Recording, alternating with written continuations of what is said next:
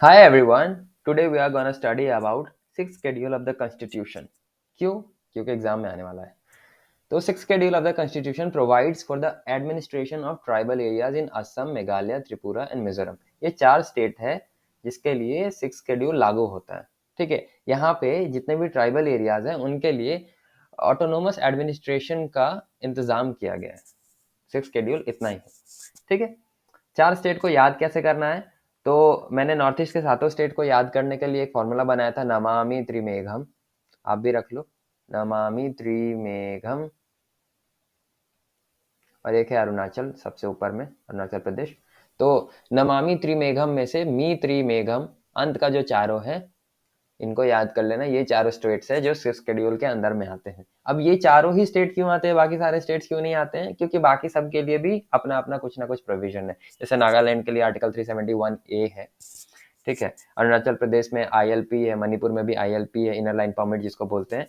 और ये चारों स्टेट में इसलिए है और बाकी तीनों स्टेट में इसलिए नहीं है क्योंकि इन चारों स्टेट्स में ऐसे ट्राइबल्स पाए जाते हैं जो कि आमतौर के लोग जो कि मेन फ्रेम में आ चुके हैं उनसे रिलेट नहीं कर पाते, उनकी जिंदगी के साथ मिलजुल नहीं पाते हैं. और इनमें बहुत ज्यादा एंथ्रोपोलॉजिकल स्पेसिमेंस पाया गया, माने पुराने लोग जो है, मतलब प्रिमिटिवनेस. ठीक है. तो यही सीन है. इसी के वजह से शेड्यूल 6 का इंतजाम किया गया है ताकि हम इन सारे स्टेट्स में जितने भी एरियाज है, शेड्यूल्ड एरियाज है जो कि हमारा प्रेसिडेंट डिसाइड करते हैं शेड्यूल्ड एरियाज को, उन सारे एरियाज में हम क्या कर सके, ऑटोनॉमी बढ़ा सके. उन स्टेट्स में डिस्ट्रिक्ट काउंसिल, उन एरियाज में डिस्ट्रिक्ट काउंसिल या फिर रीजनल काउंसिल का सेटअप करके हम लोग वहाँ पे अलग से क्या बोलते हैं, एक छोटा सा गवर्नमेंट चला सके. ठीक है. ताकि वो लोग उनके इंटरेस्ट का ख्याल रख सके. तो अब इसी चीज के बारे में थोड़ा सा अंग्रेजी में पढ़ लेते हैं. To safeguard the rights of the tribal population of the states. ठीक है. ट्राइबल पॉपुलेशन का जो ट्राइबल लोगों का जो सारे भी राइट्स है इन स्टेट्स में उनको सेव गार्ड किया जा सके, कोई भी रूल्स के अंदर इनके राइट्स को दबाया ना जा सके. ठीक है. This special provisions is provided under article 244(2) और आर्टिकल 275(1) के थ्रू हम लोग शेड्यूल 6 में दो आर्टिकल्स है, 244(2), इसको याद कर लो, 244(2) और आर्टिकल 275(1). इसके थ्रू हम लोग जो है ट्राइबल पॉपुलेशन को उनका राइट्स को ग्रांट करते हैं. हम लोग यानी कॉन्स्टिट्यूशन, मैंने. Okay. Pass by the constituent assembly in 1949. कब? 1949 में. Six schedule was formulated to provide the limited autonomy. Limited autonomy क्यों? क्योंकि कुछ ही ऐसे पॉइंट्स है जहाँ पे आप रूल्स बना सकते हो, वहाँ पे लेजिस्लेचर एग्जीक्यूटिव का काम कर सकते हो, बाकी सारा जो है वो गवर्नमेंट ऑफ इंडिया के अकॉर्डिंग ही चलेगा. खत्म. इस पूरे पैराग्राफ से हम लोग को क्या समझ में आया? ये कि चार स्टेट है जहाँ पे ऑटोनोमस काउंसिल्स बनाए गए हैं, यानी कि वहाँ पे एडमिनिस्ट्रेशन जो है वो ऑटोनोमस होगा, लोग जो है खुद से रूल्स बना पाएंगे. ठीक है. सेलेक्टेड एरियाज में सेलेक्टेड ट्राइबल ग्रुप्स के द्वारा. ओके. क्या क्या सवाल कर सकता है ये दो आर्टिकल के बारे में? शेड्यूल 6 में कौन कौन सा आर्टिकल है? तो आर्टिकल 244(2) और आर्टिकल 275(1). कब लाया गया था? 1949 में. कूल. चार स्टेट्स का नाम है असम, मेघालय, त्रिपुरा एंड मिजोरम. अब ऑब्जेक्टिव पढ़ते कि आया कैसे. तो जब ही हमारा कॉन्स्टिट्यूएंट असेंबली का फॉर्मेशन हुआ था तो उन्होंने क्या किया था कि रूल्स बनाने के लिए, लॉज बनाने के लिए कमिटीज का सेटअप किया था. तो उनमें से एक कमिटी का नाम था बोर्दोलोई कमिटी. ठीक है. बोर्दोलोई कमिटी का चेयरमैन कौन था? कुछ उसका नाम था बोर्दोलोई, कुछ नाम था, एग्जैक्ट पूरा नाम को याद नहीं है. हाँ, गोपीनाथ गोपीनाथ बोर्दोलोई. ठीक है. तो उनके कमिटी के अकॉर्डिंग उन्होंने ये स्टेट किया कि ये बहुत इंपॉर्टेंट है कि यहाँ पे ऐसा सिस्टम ऑफ एडमिनिस्ट्रेशन हो जहाँ पे ट्राइबल एरियाज को डेवलप किया जा सके. ठीक है. तो to all the scheduled tribes people, I must be saying that you must say thank you to Bordoloi, to Gopinath Bordoloi. जिनके वजह से ट्राइबल एरियाज में ऑटोनोमस डिस्ट्रिक्ट काउंसिल का फॉर्मेशन हो पाया. ठीक है. The report also called for the protection of these tribal areas from exploitation by the people in the plains and preserving their distinct social customs. तो उनका जो सामाजिक कस्टम है, उनका जो अलग सामाजिक कस्टम है, नॉर्मल नॉर्मल क्या बोले, मेन फ्रेम पीपल से, उसको एक्सप्लॉइट ना किया जा सके प्लेन में रहने वाले लोगों से, इसलिए उनके प्रोटेक्शन के लिए, ट्राइबल एरियाज के प्रोटेक्शन के लिए, ट्राइबल कस्टम्स के प्रोटेक्शन के लिए ये बहुत जरूरी है कि हम उनको एक स्पेशल स्पेस प्रोवाइड करें. जैसे बोलते हैं ना गिव मी स्पेस, वैसे ही ठीक है। It given the tribals freedom to exercise legislative and executive powers. कौन कौन सा पावर? दो, लेजिस्लेटिव, एग्जीक्यूटिव, जुडिशियरी नहीं, दो, ठीक, legislative, executive, through an autonomous regional council and autonomous district council. अब दोनों के बीच में डिफरेंस क्या है?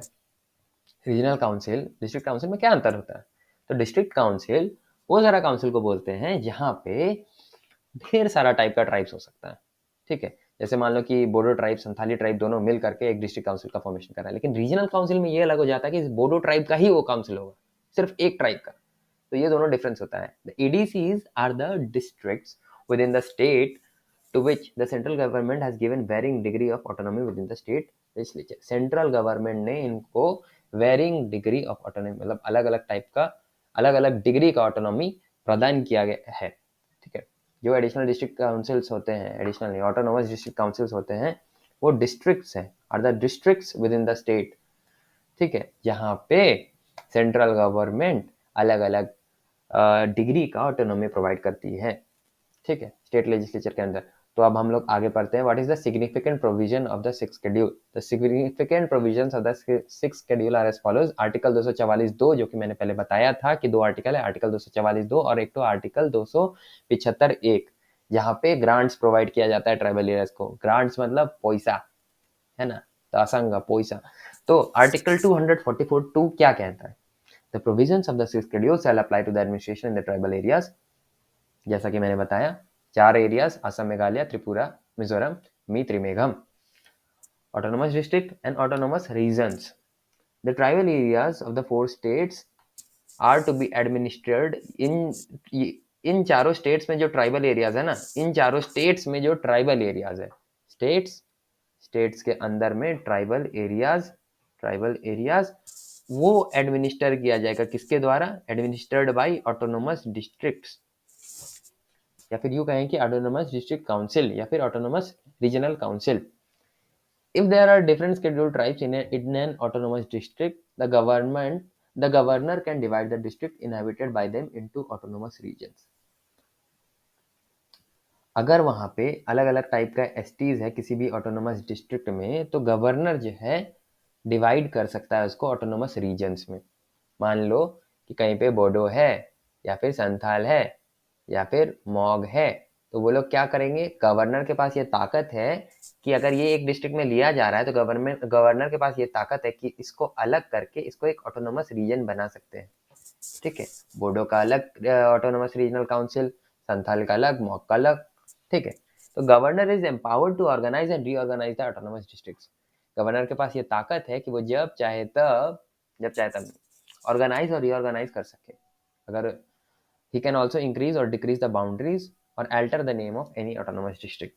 वो नाम भी बदल सकता है और उसका साइज भी कम बढ़ा सकता है, ठीक है। Constitution of district councils and regional council.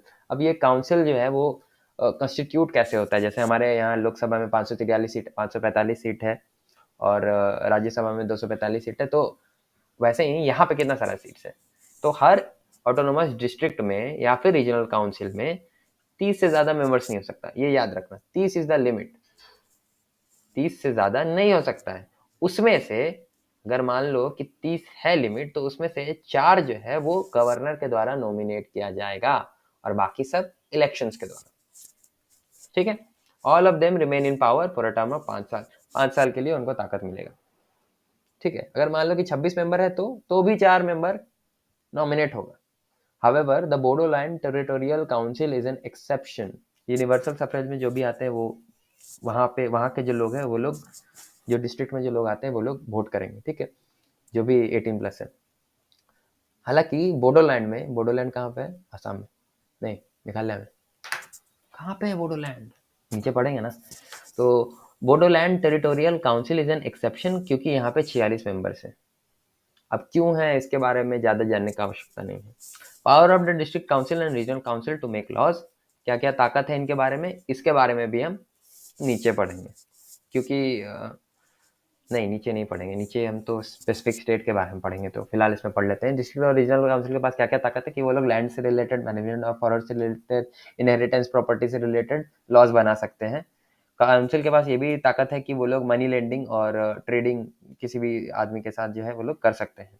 अपने according. All laws made under provision require the assent of the governor of the state. यानी कि वो लोग कोई सा भी रूल्स बनाएगा तो ऐसा नहीं है कि रूल्स बना दिया अपने मर्जी से, वो लोग को पहले जाकर के गवर्नर से परमिशन लेना होगा कि सही है कि नहीं है, ठीक है। और गवर्नर भी है, एक कमेटी बैठता है, उससे बातचीत करता है कि सही बोल रहा है कि नहीं बोल रहा है ये, तब जाकर के रूल बनाता है, ऐसे नहीं कि अपने मर्जी से बना दिया, ठीक है।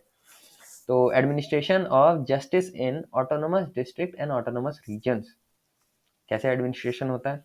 तो the district and regional councils are empowered to constitute village and district council courts for the trial of suits.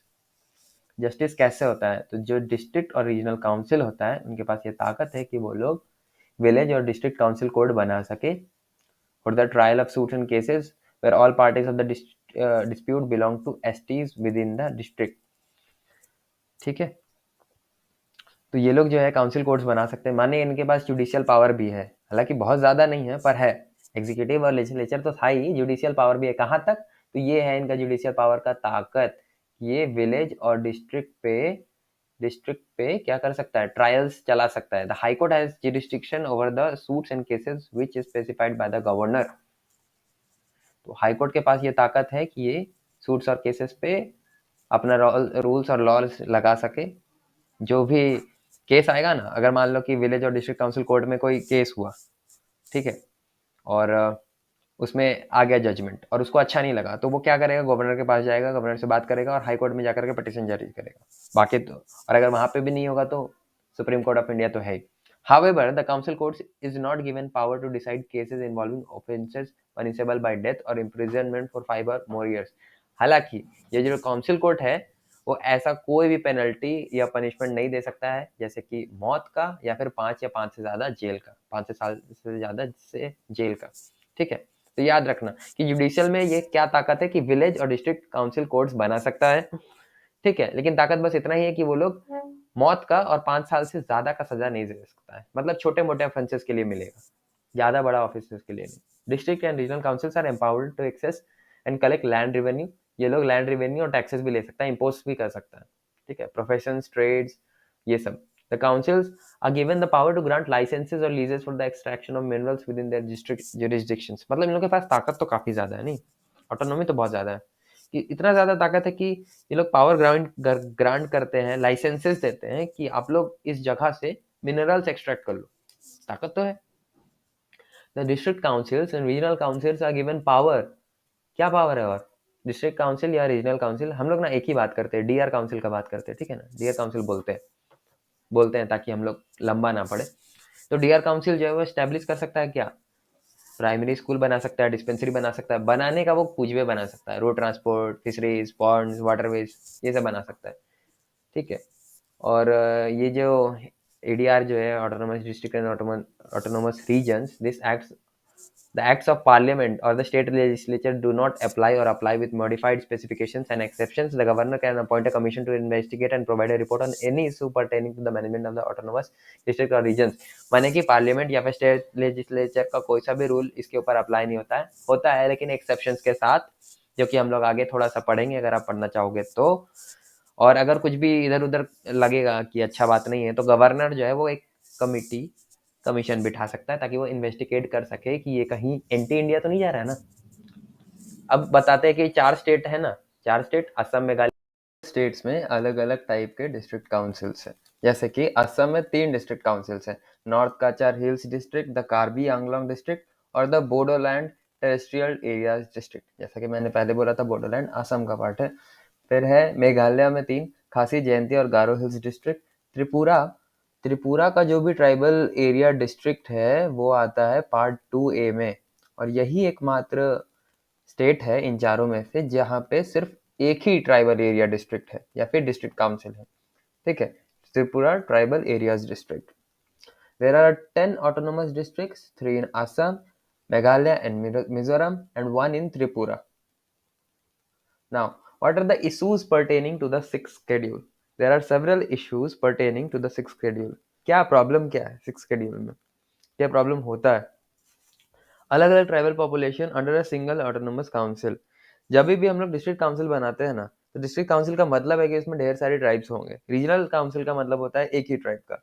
लेकिन यहाँ पे क्या होता है कि अलग अलग टाइप का ट्राइबल पॉपुलेशन होता है। जैसे नॉर्थ काचार हिल डिस्ट्रिक्ट में जिसको जिसका पहले नाम था दीमा हसा, दीमा हसा, हंस लेने का थोड़ा सा। तो यहाँ पे जो 13 ट्राइब थे। The major tribal groups are Dimasa, Kuki, Jeme, Hmar और कर्बी। अगर मान लो कि 10 लोग एक साथ एक जगह पे रह रहे हैं और कुछ लोगों को मिला है ताकत बनाने के लिए रूल, तो वहां पे अगर थोड़ा सा भी, जैसे कि 30 मेंबर्स होना कम, 30 मेंबर्स होता है ना, 30 मेंबर्स में अगर मान लो कि 15 मेंबर्स जो है वो जीमे ट्राइब के हैं, तो वो लोग तो चाहेंगे कि मैक्सिमम जो भी रूल्स रेगुलेशंस बने वो उनके ट्राइब के अकॉर्डिंग हो। तो ये जो है ना डिफरेंसेस जो होता है अलग अलग ट्राइबल पॉपुलेशन का एक ही ऑटोनोमस काउंसिल में, वो प्रॉब्लम्स क्रिएट करता है सिक्स शेड्यूल के अंदर जो भी है। दूसरा है insufficient allocation of funds. Maximum time आप देखोगे तो ऑटोनोमस काउंसिल्स में पैसे नहीं होते हैं, सेंट्रल पैसा देता ही नहीं है। The members of Chakma, Lai, Mara councils are of the view of the funds provided by the central government are insufficient. ठीक है, मतलब आप वहाँ के कर्मचारी लोग को भी देखोगे तो साल साल भर पैसा नहीं मिलता है। तो ये एक प्रॉब्लम है वहाँ पे कि इनसफिशिएंट अलोकेशन ऑफ फंड्स। तीसरा है inadequate devolution of power. While the autonomous district council have been granted significant powers to make laws, the state government still have a significant role in the administration of these areas, which limits the effectiveness of the ADCs. क्या बात किया था पहले ही कि limited power of autonomy या फिर limited autonomy मिला है। तो ये जो लिमिटेशंस है ना, उसमें मैक्सिमम टाइम जब कोई अपर हैंड ले रहा होता है, जैसे कि जो स्टेट गवर्नमेंट है वो अपर हैंड ले लेता है, तो मैक्सिमम टाइम इस चीज में परेशानी होता है क्योंकि पावर जो है सही से डिवल्यूट नहीं हुआ है, सही से पता नहीं एग्जैक्टली। फिर चौथा आता है inter tribal conflict. The ADCs are meant to represent the interests of all tribal communities in the district, but sometimes the political process of electing members up to the ADCs can lead to conflicts between different tribal groups. अब जैसे मान लो कि 4 nomination का है, गलती से अगर एक ही ट्राइब का चारों को कर दिया तो वो एक क्या बोलते हैं ट्राइबल कॉन्फ्लिक्ट क्रिएट करेगा, राइट? कि उसको कैसे दे दिया, हमको क्यों नहीं दिया। तो ये सब परेशानी ये पहले वाले से ही आ जाता है, different tribal population under single autonomous bill council. फिर आता है corruption and lack of accountability. ये तो हर जगह है, इसके बारे में क्या ही बात करना। Lack of awareness and participation. Many tribal communities are not fully aware of the provisions of the sixth schedule and their rights under it. बहुत सारे लोगों को पता ही नहीं है, मतलब जो लोग कर्मचारी है वहाँ पे काम करते हैं उनको मालूम है सिक्स शेड्यूल के बारे में, लेकिन जो वहाँ के लोग हैं उनको ज्यादा मतलब भी नहीं है, ना इंटरेस्ट लेते हैं वो। This can lead to lack of participation in the political process. और अगर मान लो कि भारत में इलेक्शन हो रहा है और 40% लोग ही मात्र वोट कर रहे हैं, इसका मतलब है कि 60% लोगों को इंटरेस्ट ही नहीं है। लेकिन जब रूलिंग का बात आएगा तो जो रूलिंग गवर्नमेंट होगा वो 100% के ऊपर रूल करेगा। ठीक है, तो दिस इज अ प्रॉब्लम जहाँ पे लैक ऑफ अवेयरनेस और पार्टिसिपेशन होता है। लद्दाख से भी डिमांड आया था अभी यहाँ पे। In the last couple of years Ladakh has been the location of many development projects, जहाँ पे इंडिया का पहला जियो थर्मल पावर प्लांट बना और ग्रीन हाइड्रोजन यूनिट बना है। 7 hydro power projects were also proposed to be built in the Indus River and the tributaries। और यहाँ पे जो ट्राइबल पॉपुलेशन है वो 97% से भी ज्यादा है। तो ये एक बहुत बढ़िया चीज बनता है जो कि सिक्स शेड्यूल के अंदर आ सकता है, पर आएगा कि नहीं ये नहीं मालूम, हो सकता है। और अरुणाचल भी मांग करा था एक बार कि हमको भी ये चाहिए, लेकिन अरुणाचल को नकार दिया गया। What steps could be taken for the effective implementation of the sixth schedule? क्या क्या हम लोग कर सकते हैं जिससे हम लोग सिक्स शेड्यूल को अच्छे से इम्प्लीमेंट कर सके। पहला है strengthening of the autonomous district council.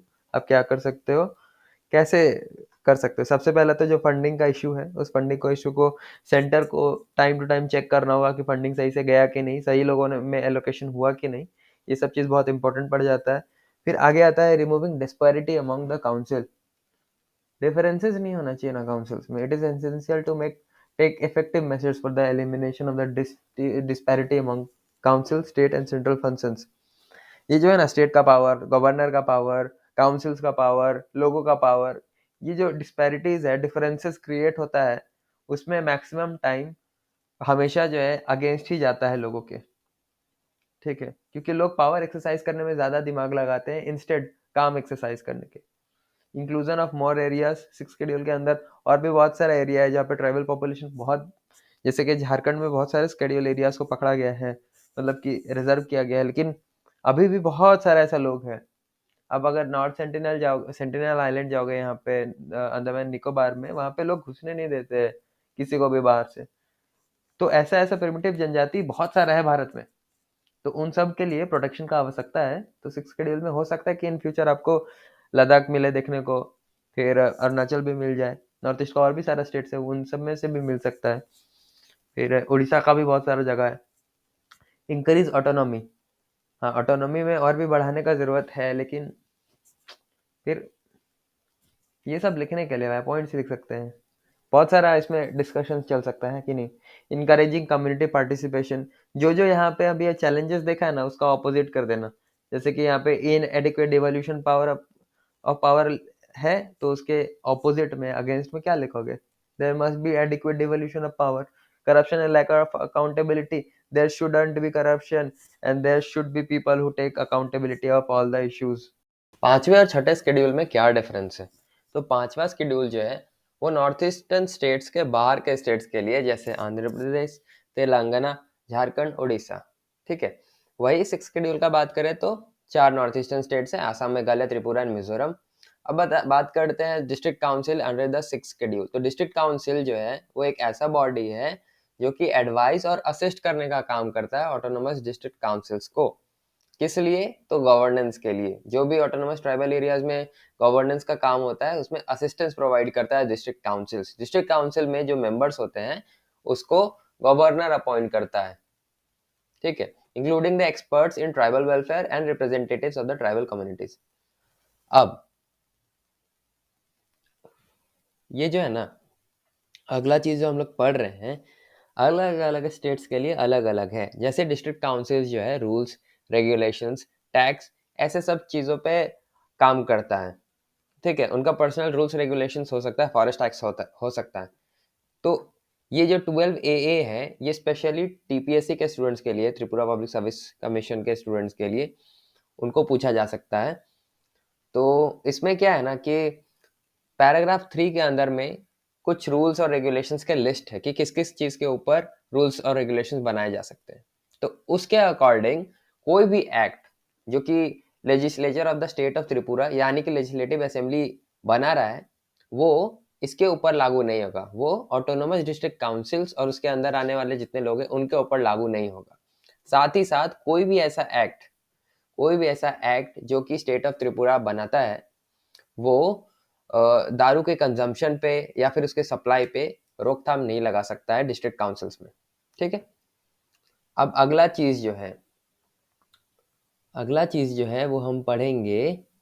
The district council for that district और having jurisdiction over such region by public notification so directs, and the district council is giving such direction with respect to any act may direct that the act shall in its application to that district or such region or any part thereof have effect subject to such exceptions or modification as it thinks fit. The governor may by public notification directs that any act of the legislature of the state of the Tripura to which the provision of clause of the sub paragraph do not apply. तो governor जो है क्या करता है कि public notification डालता है और ये बताता है कि स्टेट ऑफ त्रिपुरा के दिया हुआ ये लेजिस्लेचर या फिर ये रूल जो है वो ऑटोनोमस ट्राइबल काउंसिल्स में, ऑटोनोमस ट्राइबल एरियाज में लागू नहीं होगा, ठीक है। द प्रेसिडेंट में with respect to any act of parliament by notification direct that it shall not apply। तो और प्रेसिडेंट जो है कोई भी सेंटर के रूल्स को रोक सकता है ऑटोनोमस रीजन पे लागू होने से। तो ये पावर्स है, ठीक है, ये बहुत हेवी पावर्स है। अब हम लोग पावर्स का जो डिस्ट्रीब्यूशन जो मैंने बात किया था कि कौन कौन सी चीज़ों पर है उस बारे में बात करना भी उतना इंपॉर्टेंट है। तो कौन कौन सा चीज़ें यहाँ पे बात करते हैं, तो the management of any forest not being reserve forest, जो रिजर्व फॉरेस्ट नहीं है उसका मैनेजमेंट के ऊपर वो लोग कर सकते हैं। मतलब आसपास का जो रबर गार्डन हो गया या फिर जो सारे भी सुपारी का पेड़ लगाते हैं वो लोग, तो उन सारे फॉरेस्ट पे उनका अधिकार है। वो जो चाहे जैसा चाहे रूल्स बना सकते हैं। कैनल और वाटर कोर्स का एग्रीकल्चर के पर्पस के लिए जैसे भी चाहे इस्तेमाल कर सकते हैं, रूल्स बना सकते हैं उसके ऊपर। इनहेरिटेंस पे, फिर साथ ही साथ आपको विलेज और टाउन के कमिटीज और काउंसिलर्स के ताकत के ऊपर वो लोग रूल्स बना सकते हैं। Any matter related to town police या फिर पब्लिक हेल्थ और सैनिटेशन के ऊपर, अपॉइंटमेंट और सक्सेशन ऑफ चीफ्स और हेडमैन जो गांव का जो मुखिया होता है उसके ऊपर, इनहेरिटेंस ऑफ प्रॉपर्टी के ऊपर, इन सब चीजों के ऊपर, सोशल कस्टम्स के ऊपर, इन सब चीजों के ऊपर वो लोग रूल्स बना सकते हैं। यहाँ पे रिजर्व फॉरेस्ट का मतलब ये है जो भी असम फॉरेस्ट रेगुलेशन 1891 के द्वारा रखा गया है रिजर्व फॉरेस्ट के अंदर के कैटेगरी में, उन सब के लिए ऑल लॉज, यहाँ पे सारे laws under this paragraph shall be submitted forthwith. कैसे ये लॉज एग्जीक्यूट किया जाएगा? तो गवर्नर जो है जब अपना सहमति देगा और लागू करेगा तब, ठीक है। जब तक गवर्नर जो है एक्सेंट नहीं करेगा इन सारे पावर्स को, तब तक लागू नहीं हो सकता है। अब बात करते हैं सवाल के ऊपर, इसके ऊपर कैसे सारे सवाल बनाए जा सकते हैं। तो 2 सवाल का मैं आपको एग्जांपल देता हूँ। पहला सवाल है, is the following statement correct regarding the territorial jurisdiction of the parliament of India? तो यहाँ पे क्या है, governor of Tripura can direct that an act of parliament doesn't apply to the tribal area of the state. The governor of the Tripura can direct that the act of parliament doesn't apply to a tribal area in a state. नहीं, क्या था इसमें कि कोई भी act of parliament जो है वो कौन करेगा, वो करेगा प्रेसिडेंट, है कि नहीं। जो जो भी पार्लियामेंट एक्ट बना रहा है उसको ट्राइबल एरियाज में लागू होना है कि नहीं होना है, ये प्रेसिडेंट बताएगा। वही स्टेट लेजिस्लेचर का जो काम है, जैसे कि स्टेट लिस्ट और कंकरेंट लिस्ट के अंदर में जो भी सारा चीज है उसके ऊपर जो लॉज बनाया गया है उसके ऊपर गवर्नर कर सकता है, लेकिन जो पार्लियामेंट एक्ट बनाया है उसके ऊपर सिर्फ और सिर्फ प्रेसिडेंट बना सकता है, प्रेसिडेंट रोकथाम कर सकता है, ठीक है। अब which of the following states are covered under the 6th schedule of the constitution? तो जैसा मैंने बोला है, नमामि त्रिमेघम, मी त्रिमेघम, MI 3 मेघ। अब नागालैंड तो नहीं है तो नागालैंड गलत हो जाएगा, 1, 2 और 3 होगा ऑप्शन बी, ओके। तो इसके ऊपर ऐसे 2 टाइप के सवाल मैंने बताए। और कौन से सवाल बन सकते हैं, तो फॉरेस्ट एक्ट शायद पूछ ले गलती से, असम फॉरेस्ट रेगुलेशन कब हुआ था, तो 1891 में उसके अकॉर्डिंग फॉरेस्ट एक्ट आता है। फिर जब तक गवर्नर सहमति ना दे, वो नोटिफिकेशन ना लगाए, तब तक कोई भी ऑटोनोमस काम नहीं हो सकता है। गवर्नर का बहुत बड़ा रोल है इसमें, ठीक है। डिस्ट्रिक्ट काउंसिल्स में जो है जितना भी मेंबर्स होता है सब नॉमिनेटेड होता है, ठीक है। और ऑटोनोमस डिस्ट्रिक्ट काउंसिल एडीसीज में और रीजनल डिस्ट्रिक्ट काउंसिल्स में क्या होता है, उसमें नॉर्मली 30 मेंबर्स रहते हैं, जिसमें से 4 मेंबर्स नॉमिनेटेड रहते हैं। ये सारे सवाल, ऐसे टाइप के सवाल पूछ सकता है। और क्या पूछ सकता है, ये आपको मेंस के आंसर राइटिंग के लिए शायद। और क्या पूछ सकता है, और हाँ, कितने सारे ट्राइबल एरियाज, कितने सारे एडवाइजरी काउंसिल्स है, या फिर यूँ कहें कि ऑटोनोमस काउंसिल्स है। तो 10 ऑटोनोमस काउंसिल है, जिसमें 3-3 बाकी सब में है। नाम भी पूछ सकता है, खासी जयंतिया गारो यहाँ पे है, फिर नॉर्थ काचर कार्बी और बोडोलैंड यहाँ पे है, फिर चाकमा मारा लाई मिजोरम में है। तो हो सकता है कि ऐसा सवाल पूछ ले। और क्या हो सकता है, और इससे रिलेटेड सवाल कर सकता है, ये जो है मौत से रिलेटेड की, जो विलेज और डिस्ट्रिक्ट काउंसिल कोर्ट्स जो है उसमें ट्रायल्स कब तक और कितना तक चलता है। जैसे कि वो लोग मौत का सजा नहीं दे सकता है और 5 साल से ज्यादा का सजा नहीं दे सकता किसी को भी जेल में डालने के लिए। ऐसे सब सवाल है। तो इसको आप एक बार थरो रीडिंग करोगे तो आपको समझ में आ जाएगा। ये एक्सेप्शंस, ये जो एक्सेप्शन है ये समझ में आता है कि the Bodoland territorial council is an exception, क्योंकि यहाँ पे 46 मेंबर है। नॉर्मली कितने होते हैं, 30 से ज्यादा नहीं हो सकते हैं, 30 से कम हो सकते हैं चलेगा, लेकिन 30 से ज्यादा नहीं हो सकते। लेकिन बोडोलैंड में कितना है, 46 है। हो सकता है पॉपुलेशन की वजह से हुआ हो। और क्या हो सकता है, और ये आर्टिकल 244 और 275(1) ये आर्टिकल्स के बारे में पूछ सकते हैं, किस कमेटी की वजह से। मुझे लगता है ये 3-4 ही सवाल पूछेगा, उससे ज्यादा पूछ नहीं सकता है। ये देखो, बारदोलोई कमेटी के बारे में पूछ सकता है, ठीक है। और कब बना था, 1949 में। बारदोलोई कमेटी का हेड कौन था, गोपीनाथ बारदोलोई। नाम लिख लो, गोपीनाथ बारदोलोई, ठीक है। इतना काफी है। 6 शेड्यूल में इससे ज्यादा सवाल नहीं पूछेगा। अगर मेंस में पूछेगा गलती से तो ये दिमाग में आता है सवाल में कि 6 शेड्यूल में क्यों रखा गया, बाकी सबको तो नहीं रखा, बाकी सब में भी तो ट्राइबल है। तो इसलिए क्योंकि ये लोग these areas still have the presence of anthropological specimens, मतलब they still behave like the very primitive ones, समझे।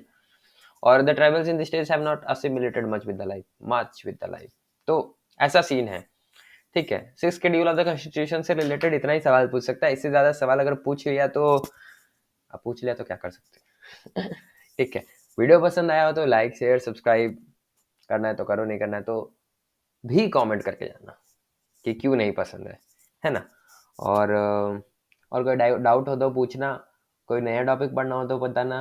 और तब तक के लिए tata bye bye, see you, all the best, सब खैर।